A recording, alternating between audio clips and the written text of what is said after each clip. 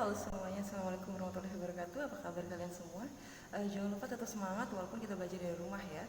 Nah, hari ini saya akan menjelaskan soal-soal persiapan ujian semester genap sebagai bahan acuan kalian menghadapi ujian semester pada bulan Mei mendatang. Nah, jangan lupa dicatat penjelasannya dan silahkan komentar di bawah jika kalian ada pertanyaan ya.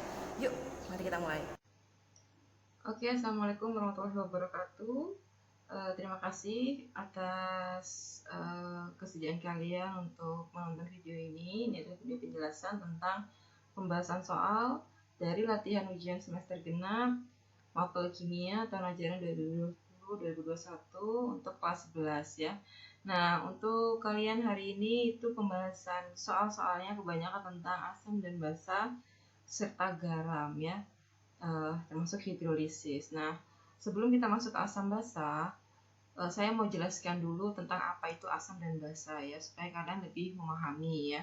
Nah, kita masuk dulu ke teori asam basa. Tolong penjelasan ini jangan di skip ya. Saya ulangi, penjelasan jangan skip karena ini nanti membawa kalian untuk mengerti ke soal-soal yang berikutnya ya. Oke, kita masuk ke senyawa asam dan basa. Itu dia ada beberapa teori, ada 4 teori dan ada 3 teori dan ini kita pakai ya. Yang pertama ada Arrhenius, yang kedua ada Bronsted dan Lowry, ini 2 tokoh. Kemudian ada Lewis. Jadi di sini semuanya total ada 4 tokoh ya. Cuma Bronsted dan Lowry ini menyampaikan teori yang sama. Nah, untuk Arrhenius dulu kita akan melakukan perhitungan asam dan basa ini dengan menggunakan hukumnya Arrhenius ya. Nanti perhitungan-perhitungannya akan kita gunakan prinsip dasar dari Arrhenius ini. Nah, katanya si Arrhenius bahwa asam itu senyawa yang dapat melepaskan ion hidrogen atau H+. Jika dilarutkan dalam air, sementara kalau basa adalah senyawa yang dapat melepaskan ion hidroksida, itu ionnya OH- ya, jika dilarutkan dalam air. Jadi H+ dan OH-. Nah, reaksi asam basanya reaksi pembentukan H2O dari ion-ion H+ dan OH-. Oke. Kalau Bronsted Lowry, senyawa yang dapat memberikan proton atau H+ kepada senyawa lain itu disebut asam. Kalau basanya senyawa yang dapat menerima proton atau H+ dari senyawa lain. Nanti kita jelaskan yang ini dan yang ini terakhir ya. Kita fokus ke Arrhenius-nya dulu ya. Oke, kita masuk ke perbedaan asam dan basa. Kalau asam rata-rata sifatnya asam, basa sifatnya rata-rata pahit ya. Kalau asam itu bersifat korosif atau merusak atau bereaksi dengan asam. Misalkan kalau dia logam bersifat korosif artinya dia bisa membuat logam itu berkorosi ya atau berkarat. Kalau basa bersifat kauskastik atau merusak kulit, terasa licin saat disentuh. Ini contoh-contohnya deterjen gitu ya. Bersifat kaustastik gimana? Maksudnya bisa menimbulkan alergi kalau misalkan sabunnya itu tidak tersaponifikasi dengan baik ya. Karena contoh basa itu adalah sabun, shampoo, dan lain sebagainya. Nah, proses pembuatannya itu namanya proses saponifikasi. Jadi kalau dia tidak bersifat, kalau tidak saponifikasi tidak sempurna, itu bisa menimbulkan alergi buat kulit kita jadi gatal-gatal dan merah gitu ya. Nah, untuk asam itu menghasilkan ion H+ bila dilarutkan dalam air, sementara basa itu ciri khasnya adalah menghasilkan ion OH- bila dilarutkan dalam air. Asam itu pH-nya di bawah 7, kalau basa pH-nya di atas 7. Jadi hanya pH di bawah dan pH di atas. Kalau pas 7 itu berarti netral ya.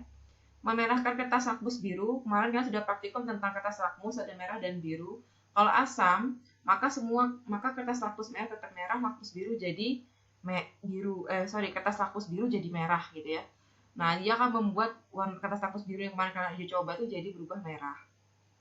Sementara basa, dia tidak merubah kertas lakmus biru, tapi dia merubah kertas lakmus merah gitu ya. Jadi bisa dikatakan bahwa asam itu biru jadi merah, merah tetap merah. Kemudian kalau basa, itu lakmusnya biru tetap biru, merah jadi biru, kayak gitu ya. Nah, ini adalah reaksi penguraiannya seperti ini. Nah, kemudian kita masuk ke pH. Kemarin kalian juga sudah menguji beberapa derajat keasaman itu ya, adalah pH. Kalian pakai indikator kemarin, pH-nya 0 sampai 14. Ada yang pH-nya asam, ada yang pH-nya basa, ada yang 6, ada yang 7, dan sebagainya ya. Dari percobaan yang sudah kalian lakukan. pH itu adalah derajat keasaman yang digunakan untuk menyatakan tingkat keasaman atau kebasaan yang dimiliki oleh suatu larutan, menyatakan aktivitas ion H+ yang terlarut dalam pelarut air. Jadi pengukurannya pH dapat diukur melalui perhitungan teoritis pakai means logaritma atau min log kayak gitu ya. Dari aktivitas H+-nya dengan rumus seperti ini. Tenang aja, kita akan gunakan rumus log yang sederhana. Jadi kalian nggak perlu pusing gitu ya, karena sederhana sekali. Nah, ini contoh dalam kehidupan sehari-hari, bisa kalian pause dan bisa kalian baca sendiri. pH-nya itu dari 1 sampai 14 ya, di sini 14. Jadi 1 sampai mendekati 7 itu asam, di atas 7, dari 8 sampai 14, di atas 7 pokoknya ya, sampai 14 itu basa ya, seperti itu. Nah, ini adalah contoh-contoh makanan-makanan yang bersifat asam dan basa. Ini pH 3, 4, 5, 6, 7, 8, 9, dan 10, dan seterusnya ya. Kalau ke kiri berarti pH-nya asam, kalau kanan berarti pH-nya basa. Nah, basa itu bisa dikatakan sebagai senyawa alkali ya, bersifat alkali. Nah, ini pH netral. Kemudian ada berdasarkan nama-namanya. Nah, ini saya mau ke sini. Nah, asam dan basa itu ada yang kuat dan ada yang lemah ya. Nah, di sini suatu asam atau basa disebut kuat jika terurai sempurna di dalam air, sementara yang lemah itu tidak terurai sempurna. Ini contoh asam kuat ada asam klorida, asam bromida, asam sulfat atau Aki ya. Kemudian ada HNO3, HI, HiO4, HBrO4 dan seterusnya. Kemudian basa kuat itu adalah golongan 1A dan golongan 2A. Kunci di sini ya. Jadi ada NaOH, LiOH, KOH, BrOH gitu ya. Semua golongan 1A. Terus golongan 2A itu bukan hanya BaOH 2 kali, tapi CaOH 2 kali, MgOH 2 kali, SeOH 2 kali. Itu semua golongan 2. Jadi kalian fokus di golongan 1 dan golongan 2. Kalian kan dulu sudah pernah menghafal golongan 1 dan golongan 2 ya. Jadi Na, K, Ba. Na ini golongan 1, K golongan 1, Ba golongan 2. Jadi semua golongan 1 dan golongan 2 itu termasuk asam basa, termasuk basa kuat ya. Oke. Kita lanjut. Nah, nanti kita skip dulu untuk garam ya. Indikator kemarin sudah kalian uji coba pakai indikator alami dan indikator buatan ya. Indikator alaminya, indikator buatannya kita nggak pakai ya kemarin. Kita pakainya indikator alami. Nah, kemarin kalian pakai indikator alami itu pakai bunga-bungaan berwarna kayak gitu ya. Apakah nanti dia berubah atau tidak? Kalau dia berubah maka bisa dijadikan sebagai indikator alami ya. Seperti thermometric water ini maksudnya adalah kencur ya. Kemarin kalian kan pakai kencur.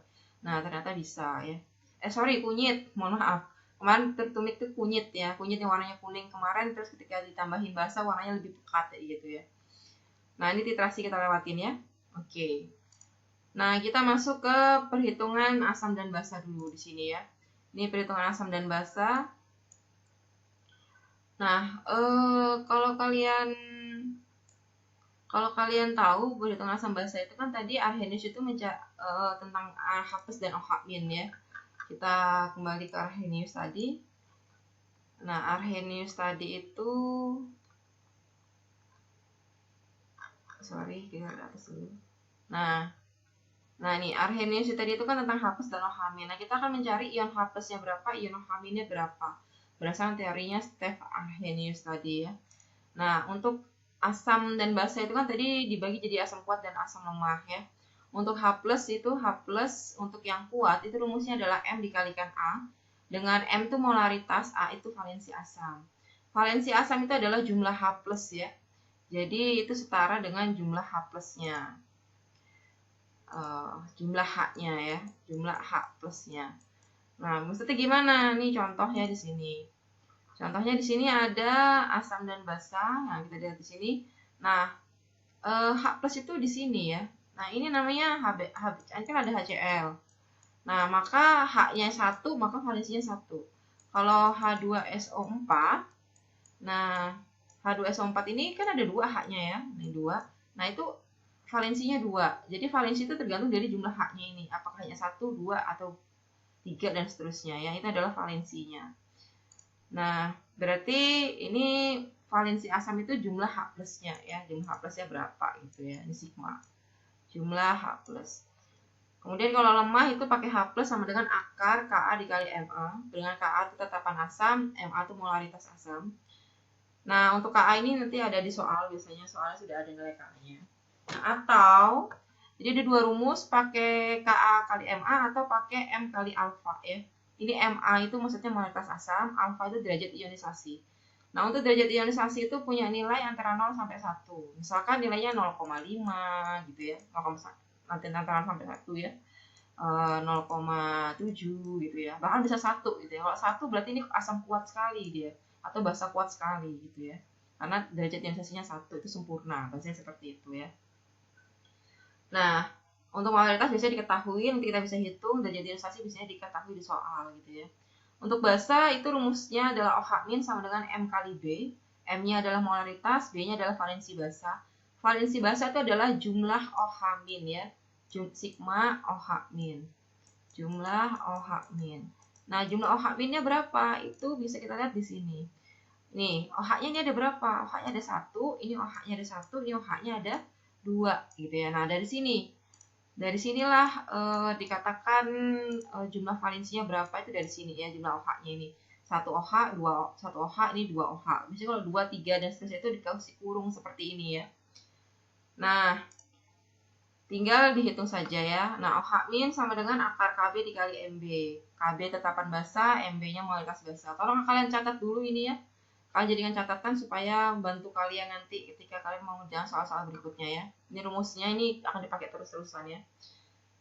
Kemudian KB itu KB ini tetapan basa biasa diketahui soal, MB molaritas basa. Kalau tidak pakai KB per M, kalau OH min ini yang lemah ya, ini yang lemah.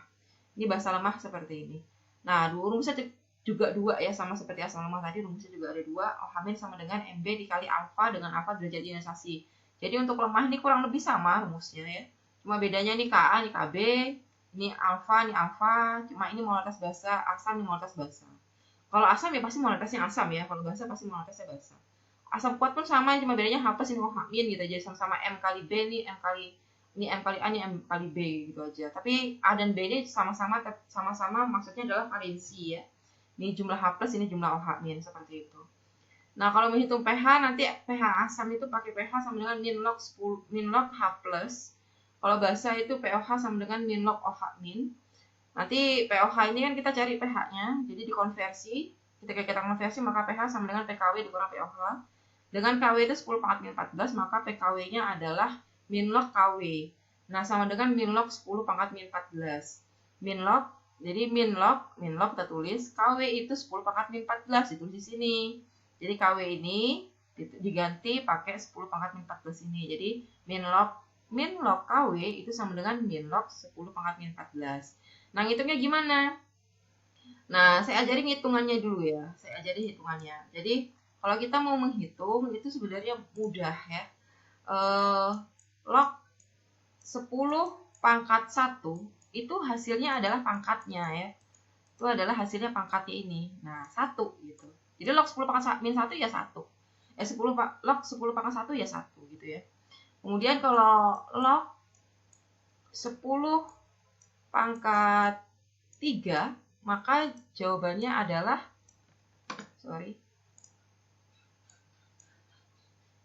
kalau log 10 pangkat 3, maka jawabannya ya 3 gitu ya. Ya pangkatnya ini ya 3 gitu.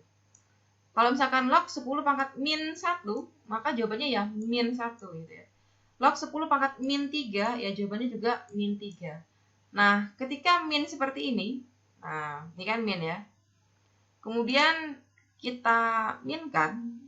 Nah, misalkan ini sama dengan min log gitu ya. Sama dengan min log 10 pangkat min 1 gitu. Ya, berarti sama dengan kalau log 10 pangkat min 1 itu min 1, minnya berarti ya ketemukan dengan min gitu ya. Ini diketemukan dengan min, maka hasilnya adalah positif 1 ya gitu. Nah, kan hasilnya akan sama dengan positif 1 gitu. Nah, itu semudah itu. Makanya kenapa di sini log 10 pangkat min 14, min log 10 pangkat min 14 adalah 14. Karena log 10 pangkat min 14 itu sama dengan min 14. Jadi kalau diminkan, maka ini, jadi kalau misalkan ini dia diminkan lognya gitu ya, min log 10 pangkat 14 berarti jadinya ini plus gitu ya. Jadi jawabannya tuh 14 seperti itu ya. Semoga bisa dipahamin ya. Oke, lalu apa hubungannya dengan soal nomor 1 ini? Ini ada MgOH 2 kali 0,01 molar mempunyai konsentrasi OH min sebesar. Jadi ditanyakan adalah konsentrasi OH minnya. Nah, MgOH ini masuk kuat atau lemah? Nah, itu yang harus kalian ketahui dulu gitu ya. Nah, cara mengetahuinya itu kita bisa lihat dari ada tidaknya Ka atau alfa di sini. KB atau alfa di sini. Karena untuk rumus yang lemah, ini kan sifat basa, tapi lemah, itu kan harus ada KB atau alfanya ya. Nah, kalau di soal kalian tadi, ini tidak ada nilai KA, KB, ataupun alfanya. Maka untuk mendapat nilai OH min ini mudah ya. Caranya hanya pakai rumus yang kuat saja ya. OH min itu sama dengan M dikalikan B-nya atau valensi basanya. B itu adalah jumlah OH ini. Nah, OH ini ada berapa? Ada 2. Ya udah, B-nya itu 2 gitu ya. M-nya berapa? M-nya ini, konsentrasi molarnya ini 0,01. 0,01 gitu ya. Nah, ini berapa hasilnya? 0,01 dikali 2. Hasilnya adalah 0,02. Ya udah, itu hasilnya ya, seperti itu.